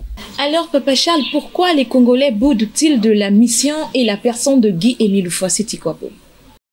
Beaucoup de Congolais ont adhéré à la vision et tout, parce que en parlant d'une association dont la reconnaissance est relativement jeune sur un plan légal et administratif, parce que si on parle de notre association, c'est la reconnaissance en 1983. Et si on parle de certains fondements physiques visibles à l'œil humain, on parlerait des années 70 par là. Donc, à côté des églises séculaires, il faut quand même dire que notre association a connu une évolution qualitative et quantitative reconnue. Hein. Nous sommes quand même à plusieurs milliers d'adhérents en ce qui concerne le Congo. Donc, c'est dire quand même que au-delà de l'opprobre qui est souvent jeté sur notre association et son président fondateur, il y a une adhésion massive. Quand bien même notre association se trouve en situation de conflit, mais nous continuons à enregistrer des nouveaux venus. Donc, beaucoup de Congolais. Mais vous avez raison de dire qu'à côté, il y a ce que j'interprète comme les gens qui ont peur de la menace. La menace, c'est quoi? C'est de voir une vérité venir donc remettre en question tout ce qui était établi. C'est mon interprétation, parce que je discute avec les hommes de Dieu, nombreux sont mes amis, et il y en a qui pensent que notre façon de faire en Guy Émile Houphouët-Boigny vient comme dévoiler certaines pratiques qui risqueraient de mettre en mal leur façon de faire. Donc, il y a des critiques logiques, qu'on appellerait logiques objectives, c'est-à-dire c'est des gens qui ne connaissent pas et qui ont une forte connotation de la Bible telle qu'elle est enseignée dans certains schémas actuellement, et donc qui ont du mal à comprendre qu'un homme de la terre, un noir, un Congolais, puisse être Dieu, alors qu'on a vu pendant longtemps un Jésus sortant d'un salon de coiffure avec longs cheveux et tout. Il y a des gens qui ont du mal à croire aussi que Dieu peut avoir une vie humaine. Donc pour eux, parce que Jésus a été tellement mystifié dans la Bible aussi, qu'on a oublié de mettre une bonne partie de sa vie terrestre. Parce que j'ai dit à un homme de Dieu, je dis, mon cher frère, vous êtes sûr que Jésus est né de Marie? Oh oui. Étant né de Marie, vous êtes sûr que Jésus a été nourri? Oui. Donc il a été nourri soit au sein. Est-ce que le biberon existait à l'époque? On ne sait pas. Mais il a été nourri? Oui. Donc il a été géré comme un bébé, comme tout autre bébé? Oh oui. Bon, s'il a été géré comme tout autre bébé, c'est vrai qu'il a eu aussi une enfance, une adolescence, vrai ou faux? Oui. Bon, maintenant, à partir de ce moment, l'enfance qu'il a eue, l'adolescence qu'il a eue, est-ce que ça ne fait pas de lui un homme qui a vécu comme tout homme? Ben, il s'est arrêté là. Il était KO parce que on a mis les gens dans un genre de bulle que Jésus ne pouvait pas faire ceci. Mais Jésus, bébé, a dû certainement téter au sein maternel, puisqu'il était bébé. Jésus, bébé, s'est lavé dans la rivière peut-être, s'est habillé, a mangé. Et donc, il y a des pans entiers de la vie de Jésus qui ne sont pas expliqués dans la Bible. Donc, c'est ça aussi quand on dit aux gens que telle personne est Dieu. On dit, mais comment? Le père d'un tel, on l'a vu ceci. Mais aujourd'hui, on a des études aussi qui reviennent sur la vie de Jésus qui n'a pas été mentionnée dans la Bible. Où on se rend compte que à l'époque, on ne pouvait pas lire rabbi, maître, que quelqu'un qui était marié. Dans la loi juive, ne pouvait prêcher dans les synagogues que quelqu'un qui était marié. Aujourd'hui, vous avez des écrits qui vous révèlent la réalité des noces de Cana. Qu'est-ce qu'il en a été des noces de Cana? Vous êtes invité à mon mariage. Vous êtes un invité, vous êtes assis là-bas. Il manque du vin, c'est à vous qu'on vient demander le vin. Paradoxe. Il manque quelque chose dans le mariage, on ne peut venir voir que... Donc vous voyez, malgré le fait que on a mis de côté certaines choses dans la Bible, comme avait dit Simon Kimba, il faut attraper le voleur avec l'objet qu'il a volé. Donc il y a toujours un élément. Donc Ça, c'est une raison qui fait aussi que les Congolais, ils sont tellement dans le schéma de la parole de Dieu qu'on leur présente qu'ils ne peuvent pas le concevoir. D'autres, simplement par perte d'intérêt. Ils savent que le mouvement vient avec la vérité, avec tout ce qu'il faut. Et donc, si, on risque d'eux. Mais sinon, en vérité, nous autres, les Congolais, nous avons quand même un problème dans l'évolution de la mission de Guy Emile. À part les nombreux attentats, nous avons aujourd'hui ce conflit bête dans lequel nous perdons beaucoup d'argent pour rien. Mais c'est ça aussi, j'ai expliqué pourquoi. C'est l'histoire de Dieu, c'est l'évolution du peuple de Dieu. Et nous avons le fait aussi que les Congolais ont ce privilège d'aller dans le monde entier, soit pour les études, soit pour travailler. Et ayant connu l'association, ils ont donc cette possibilité de continuer cette association. Mais avec ce cursus qui laisse à désirer, ça pose problème. Mais nous voyons de plus en plus des gens, des voix se lever à gauche et à droite, des frères, des sœurs, d'autres pays, d'autres continents. Et nous sommes convaincus que nous sommes sur la voie et qu'il existe déjà des membres et des membres confirmés à travers le monde qui porteront haut le flambeau de cette mission de Guy Emile Houphouët-Boigny. Attentif et bien assis à son poste, il nous fait signe que l'élément prévu est prêt. Suivant.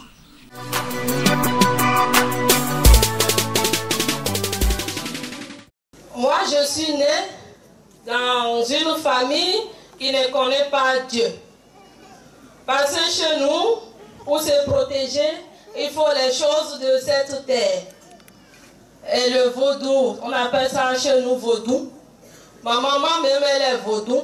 Elle est vaudou-ci. Elle est initiée en ça. Mais quand moi je suis née, c'est maman qui me disait que à un âge donné, je commençais par aller à une église dans notre village. Là, mes activités n'allaient pas. Je faisais un peu d'activité. J'ai commencé par avoir de sérieux problèmes. Vraiment, les gens commençaient par m'attaquer. Je ne savais à quelle fin me vouer. Moi qui dormais avant, je voyais des gens me poursuivre. Je faisais des rêves bizarres. J'ai commencé par dormir paisiblement. J'ai dit, c'est la vérité, l'histoire là.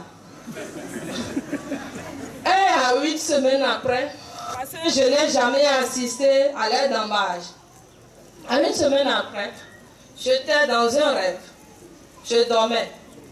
Et comme ça, je disais que je me suis retrouvée dans une grande prison, dans une grande clôture. C'est trop grand. Il y avait des milliers de personnes. Et on nous faisait faire des travaux forcés. Ceux qu'on chicotait, on chicotait. Des travaux impossibles. Et moi, je m'étais assis sous un arbre. Comme ça, j'étais comme ça. Je me suis retrouvée là. J'ai dit. Donc, quand j'étais là, j'ai vu de loin venir vers moi une lumière. Une lumière se déplaçait elle-même jusqu'à se placer devant moi. Et j'entends de la lumière une voix qui me dit, ma fille, je fais comme ça, je ne trouve personne. Et la voix dit, Elisabeth, je ne trouve personne. La voix dit, Elisabeth, suis-moi. J'ai dit quoi? Parce que dans la prison, il y a des gardes, des soldats d'entrée qui gardaient les allées. J'ai dit, si vous te suivre, vous allez où? Il a dit, ta place n'est plus ici. C'est quoi? Donc, je ne vois personne. C'est la lumière seulement je vois. Et j'ai commencé par suivre la lumière. On passait, j'avais peur parce qu'il y a des soldats sur tous les allées. Donc j'ai peur. Donc j'allais, il dit, il ne faut pas avoir peur, suis-moi seulement. Il a dit, vraiment, tu vois comment est le monde? Tous les âmes qui sont là-bas, ce sont mes âmes. C'est comme ça on vous a enchaîné. Satan vous a enchaîné. Il dit, toi tu es devant, Satan est derrière. Si je te donne, Satan prend. Si je te donne, Satan prend. Quand moi je suis arrivé, moi, ma mission c'est de faire la guerre à Satan 24 heures sur 24. Comme ça j'ai décidé. Tant que tu n'es pas près de moi, tu ne vas plus bénéficier d'une grâce. Ce Dieu qui est caché, il est parmi les hommes, il est venu habiter parmi les hommes. C'est sa puissance, c'est nous, c'est lui qui nous a révélé toutes ces choses-là. Moi, je vais à l'église, mais je ne connaissais pas ces passages. Je lui ai donné les passages de la Biramicine.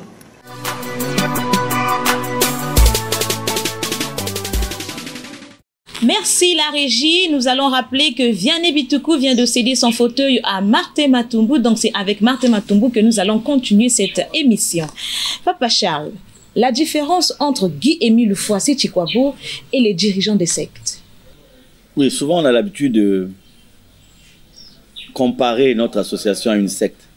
Mais je crois qu'en ce qui concerne les sectes, en termes de gourous, en termes de vie, en termes de témoignages que nous avons des gens qui ont été dans des sectes et qui sont sortis de ces sectes, la différence elle est flagrante.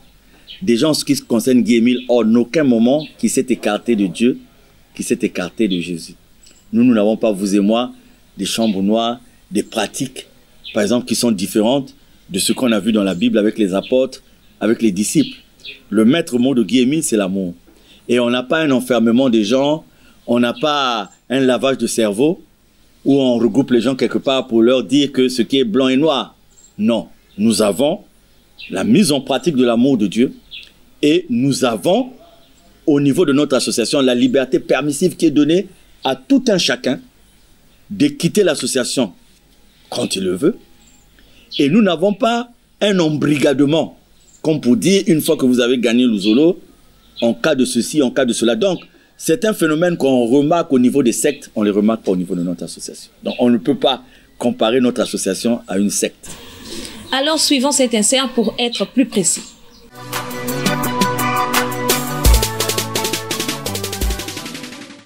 Vous en êtes dans 16 ans. Mubela mingi. Apara muno, vaniso sa muvivu. Iba kwenda tala. Bangunza besoin là-bas. Ah, moi nie. C'est bien ça le vengolo que gagne bien comme ça. Papa et mon va lui tenir toujours comme vivre. Et nous sommes à nous qui pique à faire. Bangunza m'expliquer à banani. Qui n'a pas quoi ça moi na. Allez, bala musika papa. Il va faire décision qu'il faut être point à point. Dès que tu es là, Kuma, grand-mère et mon, un métal avec. Ah, moi, façon, il est vie. Il faut que ça moigne. Mais tu es là pour finir à communiquer, pour que tu puisses ça, la pointe noire. Mais qu'il faut que tu aies un moine. Pourquoi avez-vous commencé, pourquoi? Vous avez façon de ça. Vous avez. Papa maison, il y a un monde moine avec ça. Bon, par exemple, il faut porter à tata s'associer à Béto. Mais Béto, déjà, moi, il faut comprendre. Il faut comprendre, par exemple, ni une Béto, Béto, ça fait, ou à façon de ça. Mais quand on va déclarer que dans le monde est Béto, Béto, j'ai un email. Donc, ça fait façon il y a beaucoup de gens. Bon, papa aussi me conseille, il y a un sage. Mais, dans mes camps, il y a un vie, mais il y a un point noir. Et jour, nous mettons là, nous me coignons dans la sika, il y a un kati. Nous me coignons là, nous me frappons. N'importe, il y a un maison, oui, c'est si le quota. Nous avons un contact, ni papa, ça va vous faire ni Andy. Grand-mère. Papa est mis bien vendre la fauteuil. On me contact. Dès que je suis en contact, papa est mis maison à bien. Moi, parce que un vendeur, on dirait pas mon père. Moi, moi, moi, jiri. Ni que va jiri. Comme moi, on moi, mon entend mon Nathan Wina, leur misila yai, au fond, quand papa va nous vendre dans la fungu, et tu vas nous bandaka na consultation. Il y a un m'expliquer, ah, moi, ça me mingi, la boîte banane, mais consultation yagafu yabe yamuyurire muga consultation kwa gaba diri drame amezonza taille 1000 mètres. Donc moi, il y a beaucoup de gens, il y a une consultation. Papa Émile me dit oui. Il y a une consultation. Il y a 1000 francs. Mais, mon maison, la vie, moi, il y a une fois. Il faut témoigner mon dit non. Bon, c'est vrai. 1000 francs de consultation. Mais t'as la caca. Papa, mais nous, kondo kwa zaba que babi diamond kona bela et papa me kuza basi samunu ya lora me kuza basi samunu ya c'est vrai na bois là bas tout baya mais leur papa et 1000 maisons zaya au devant mon mousse vous voir suivre maison même autres on aussi me comprendre quand diamond me kaka allez ya dia me c'était eka ba ku tiri donc ta ku ikila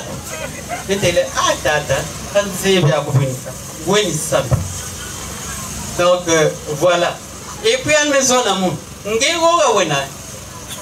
si vous avez des choses, vous avez des choses, il faut que vous veniez là aussi, mon père s'est louvé, il y a des choses.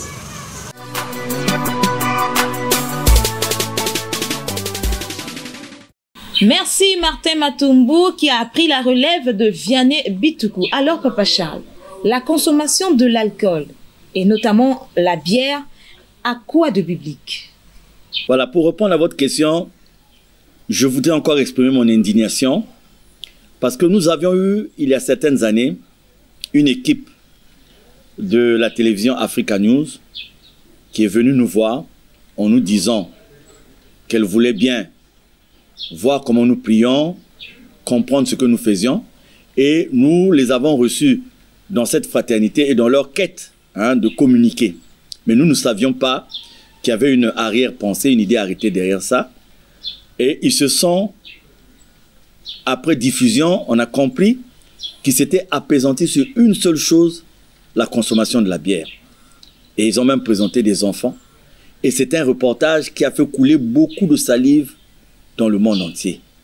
Je me suis rendu dans un pays anglophone, je me suis rendu dans un autre pays de l'Afrique de l'Ouest, et dès l'aéroport, j'ai été interpellé par cette affaire.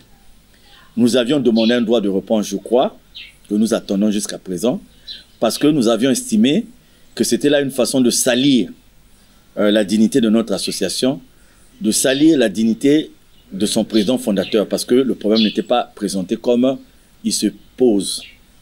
Nous consommons ce qu'on appelle la bière, mais nous l'appelons la biéramycine sous forme de traitement, non pas comme des ivrognes, mais comme faisant partie de la doctrine, avec une consommation qui n'est pas celle qui a été décriée dans le reportage. Vous avez des milliers de gens qui se retrouvent, et ce n'est pas aussi par pur hasard que Guy Émile s'est levé pour dire nous allons consommer la bière. La consommation de l'alcool n'a pas une interdiction au niveau de la Bible. Vous allez voir l'apôtre Paul qui recommande à Timothée pour ses maux de ventre. Timothée ne prend pas que de l'eau. Prends de temps en temps du vin. Pour tes maux de ventre. Prends de temps en temps du vin. Il y a les noces de Canon. La transformation, le premier miracle qui est fait état dans la Bible, la transformation du vin, de l'eau en vin. Il y a quand on voit les disciples, le jour de l'effusion de l'Esprit Saint, on voit les disciples dans une position en train de parler différentes langues. Les gens disent, il n'est pas encore telle heure et ils sont sous, ils ont bu. Ça veut dire quoi? Qu'il y avait possibilité de boire à l'époque. On ne pouvait pas dire aux gens qu'ils ont bu et qu'ils se sont saoulés s'il n'y avait pas possibilité de boire. Donc, ce n'est pas ce qu'on présente, l'Ouzolo, des soulards et tout. Il y a aussi des frères et des sœurs de l'Ouzolo qui ne rendent pas service à l'association, qui ont fait de cette permission de consommer un abus. Et quand on les voit à gauche et à droite, on traite notre association de ce qu'il ne faut pas. Mais aujourd'hui, en termes de traitement, en termes de guérison par la biéramycine, il y a des milliers et des milliers de témoignages. Il y a des gens qui font la communion avec le vin. Nous faisons 3 gorgées avec la biéramycine au nom du Père, du Fils et du Saint-Esprit. Et aujourd'hui, Madame la journaliste, quand tout le monde s'émeut, mais nous avons des traitements aujourd'hui dans la médecine où on met du poison dans l'organisme de quelqu'un. C'est-à-dire que c'est un médicament qui soigne, mais qui en même temps crée autre chose. Si vous voyez la chimiothérapie aujourd'hui, la chimiothérapie, on va vous mettre sous chimio, ça va vous traiter dans le cas des cellules cancéreuses, mais à côté de cela, ça va vous créer autre chose. Donc, je peux prendre plusieurs exemples, et aujourd'hui même sur le plan de la littérature, les gens vous parlent des vertus de la bière, mais nous la consommons, nous, appelée biramycine, comme un traitement, pas pour se saouler, mais en termes de gorgée, parce que des milliers et des milliers de personnes, vous voyez dans quelles conditions elles prennent. Donc, votre question me donne l'occasion aussi de fustiger un peu ce témoignage qui a terni quelque peu l'image de notre association. Et ce n'est pas, disons, l'élément principal de la doctrine de Guy-Émile Houphouët-Sétou-Kabo, mais c'est l'un des éléments. Les membres de votre association ont du mal eux-mêmes à croire à cette divinité que vous défendez. Pourquoi? Vous parlez peut-être de ceux qui sont dans notre association, mais qui ne sont pas de notre association. Parce que nous sommes nombreux dans notre association, mais nous ne sommes pas nombreux de l'association. Donc, il peut être normal pour ceux qui sont dans l'association sans être de l'association d'apporter des avis divergents sur le maître lui-même. Mais ce qui est bien chez nous, madame la journaliste, c'est qu'on ne croit pas à ce que nous nous disons. Mais le maître, il y a des lignes tracées par le maître, des recommandations, des directives. Nous n'avons rien à créer. Donc si moi, aujourd'hui, je fais le contraire des recommandations, je fais le contraire des directives, personne ne va me suivre. Si quelqu'un me suit, c'est qu'il est dans l'association, mais il n'est pas de l'association. Parce que s'il est de l'association, il va dire non, ce que le frère Mikungi est en train de faire n'est pas de Guy-Émile Houphouët-Sétou-Kabo, parce qu'il est de l'association. Il a signé le texte d'engagement et il croit en la mission de Guy-Émile Houphouët-Sétou-Kabo qu'il a eu le temps d'assimiler. Donc il y a le fait d'être dans l'association. Parce que quand on est dans l'association et qu'on n'est pas de l'association, il y a différentes raisons qui expliquent la présence de ceux qui sont dans l'association sans être de l'association. Et donc pour cela, Guy-Émile Houphouët-Sétou-Kabo, dans son message d'ouverture à l'ouverture de la grande et belle cité du Mont Kari-Kari, a dit que parmi les enfants de Satan, et là, les enfants de Dieu, j'allais dire, Satan a infiltré aussi ses enfants. Mais je peux vous dire que ceux qui sont dans l'association et de l'association, et qui ont assimilé le texte d'engagement, savent qu'ils doivent déployer tous les efforts nécessaires pour défendre qu'il ne soit fait aucun tort à l'œuvre et à l'image de l'association de Guy-Émile Houphouët-Sétou-Kabo. Donc ceux-là seront toujours du côté de la véritable défense des intérêts et de l'association, et de la mission et du nom de Guy-Émile Houphouët-Sétou-Kabo.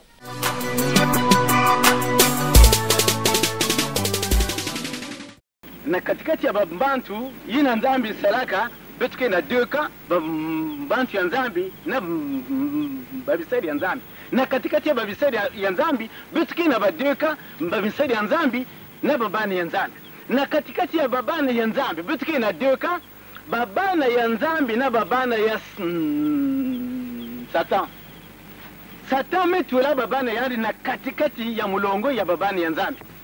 Malongi ya babani ya Satan qui s'est là ni ku détourner kusala contre sensibilisation parce que Satan mezaba botike na mazulu Satan mezaba ntsai kena mazulu Satan mezaba nyosi ina kena mazulu yani kena na comme on appelle ça na elle jalousie parce que yandi nzola ke yandi kwenda yandi motive pena koti yaimbi yandi zola usiku nata ba ya mingi tamba bwana yani.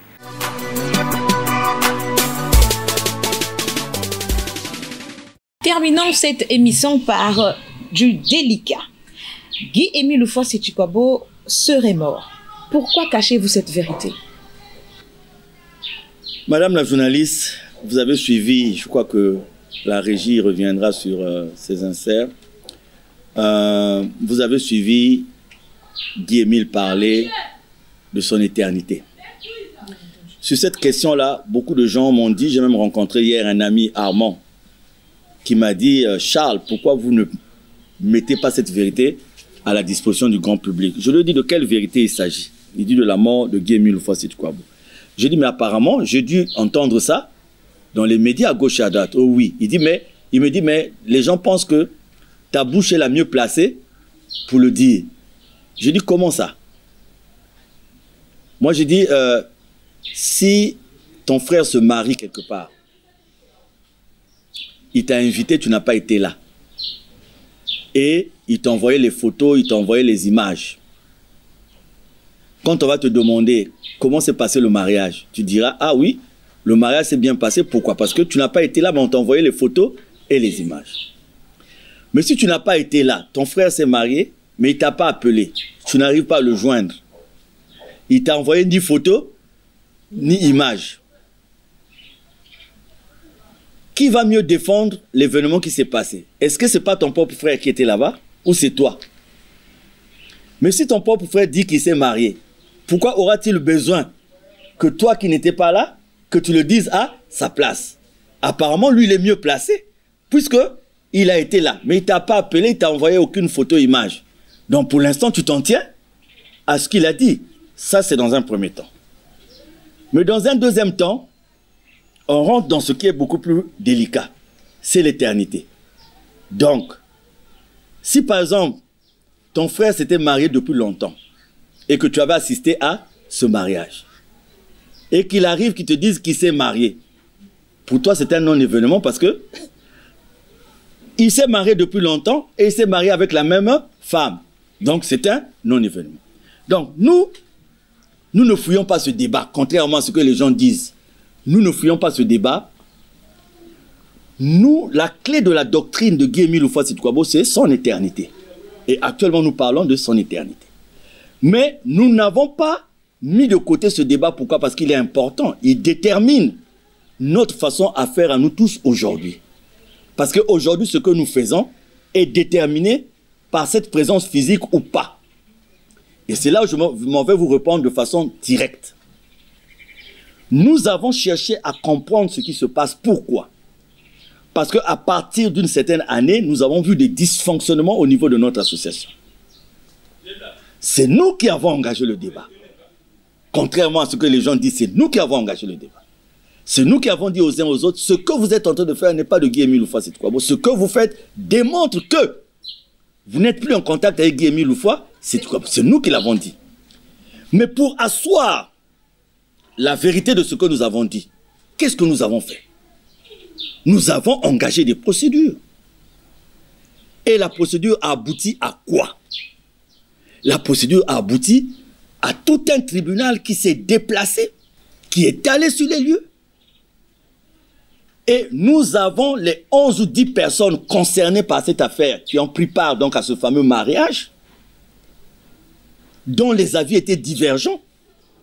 Nous avons eu le privilège de les voir ensemble. Puisqu'au départ, ils ont posé un acte.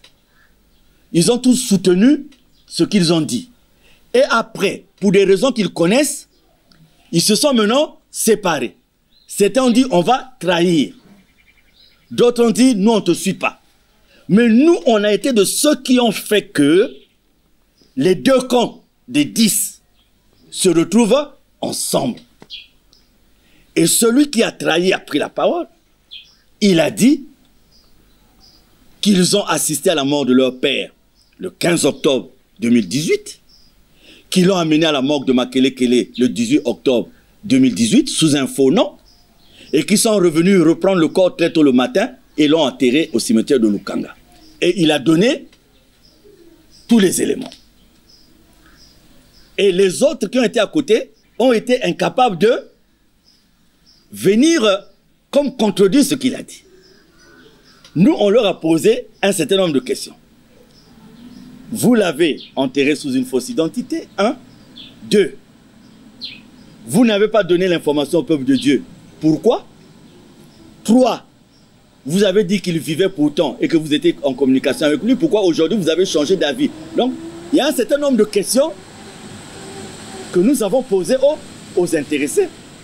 Parmi ces intéressés, il y en a qui se retournent même contre nous aujourd'hui.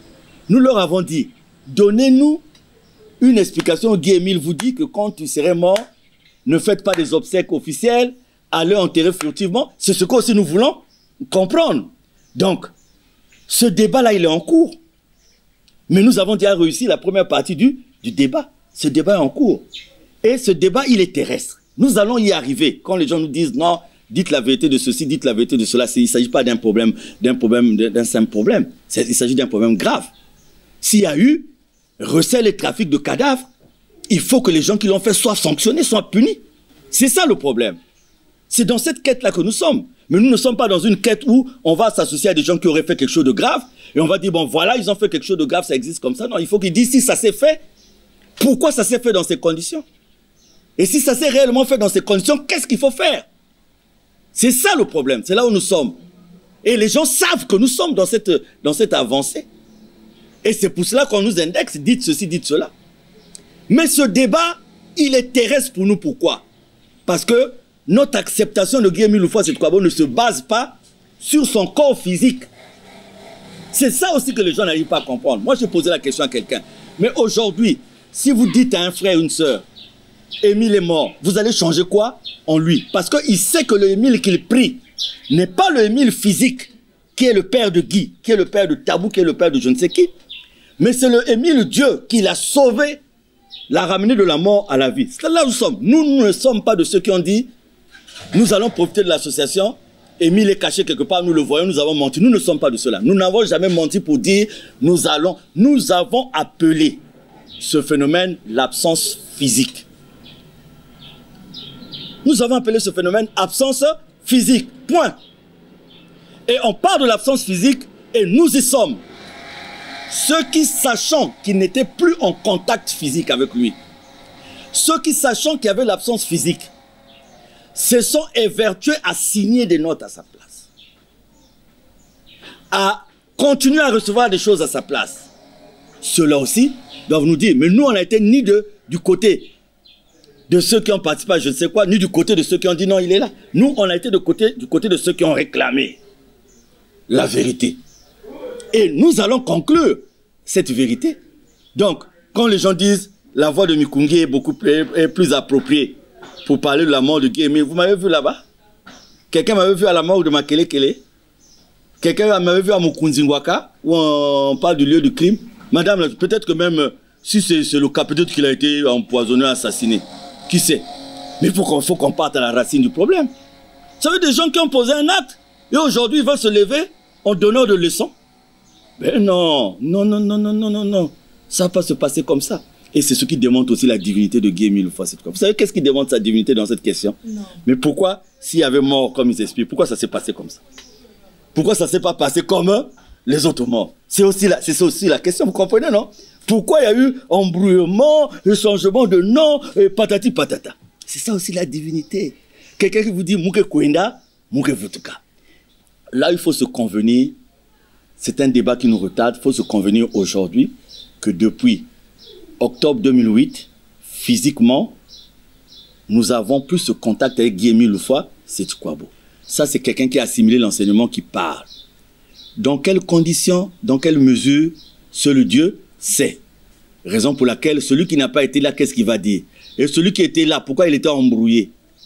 Pour mettre un autre nom, pourquoi il était embrouillé pour faire ceci? Question. Les Anglais disaient, that's the question. Maintenant, nous le sachons. Ce que nous devons décrier aujourd'hui, c'est tout ce que nous avons fait dès le départ. C'est ce que nous devons décrier, d'avoir menti, d'avoir fait ceci. Tout ce que nous avons à faire aujourd'hui, c'est prendre acte et de continuer dans l'élan, puisqu'il dit, il dirigera son association de génération en génération. Et les preuves sont là. Moi, je crois que la période où Guy Émile s'est manifesté de plus belle, c'est depuis qu'il y a eu cette absence physique qu'il est beaucoup plus vu à gauche et à droite. C'est une histoire de croire ou non à la divinité, c'est tout. Mais ce débat-là est tellement sale que je me refuse chaque fois à rentrer dans ce débat parce que moi, j'ai ma quête à moi. Je sais là où je vais. J'ai réussi la première étape. Je vais réussir aussi la deuxième étape. Pourquoi je dis que je vais réussir la deuxième étape? Parce que ce n'est pas moi. Je ne le fais pas de ma propre tête. Mais c'est ça la mission que Dieu m'a donnée. Alors, comment concevez-vous le devenir de son association? Mais c'est comme pendant 3 siècles durant, on a maltraité les apôtres, les disciples. Aujourd'hui, tout le monde prie au nom de Jésus. Tout le monde prie au nom de Jésus. en ce qui concerne notre association, je reste convaincu que Guy-Émile Houphouët-Sétikwabo, sa mission, sa doctrine et sa personne, ce n'est que le commencement. Et nous sommes là-dedans. Et nous nous déversons dans le monde avec sa grâce. Et si aujourd'hui, le nom de Luzolo est connu dans le monde entier, malheureusement à cause du conflit, c'est peut-être un mal qui est nécessaire.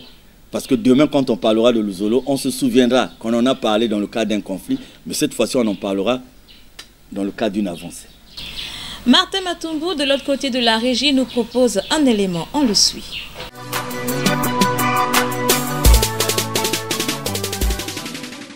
C'est moi qui t'a fait au monde en éternité, en éternité, en éternité, tu régneras éternellement. Je reprends. La voix disait, c'est-à-dire que la voix entendue disait, c'est moi qui t'a fait au monde. Hein? C'est moi qui t'a fait au monde en éternité, en éternité. Tu régneras éternellement. Enfin, parce que moi que enfin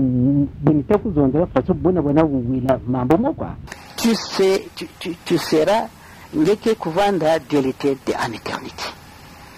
Mais aussi monte kufa quand le monde bouilla yande ke kusala kaka masome yampami yani mosi et je reviendrai dans 3 jours parce que la mission n'est pas terminée mais yande ke vanda boloko ya makololo ya beton connaît bien sûr.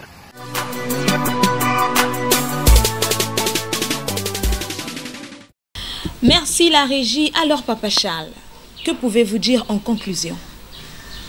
Peuple de Dieu, chers auditeurs, chers téléspectateurs, je crois que ce n'est que le début. J'ai parlé de Guy-Émile Houphouët-Sétikwabo, je parle de lui ce soir, mais je vais encore parler de lui demain et après-demain. Nous vous avons parlé d'un homme. Ce n'est pas pour que vous croyez comme nous. Ce n'est pas pour que vous pensez comme nous.